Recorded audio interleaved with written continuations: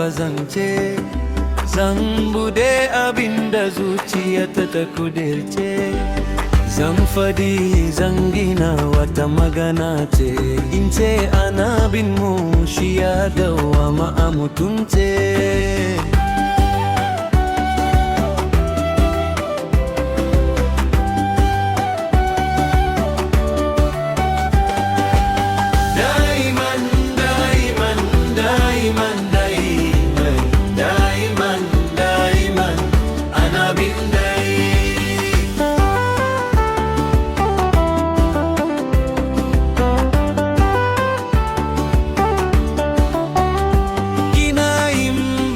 Salatu kan masu idanu da za su yi wa zuciya ido kuma ta kunnu.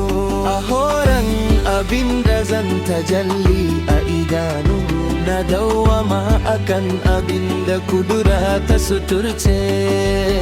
Daiman, daiman, daiman, daiman, daiman, daiman, annabin dai.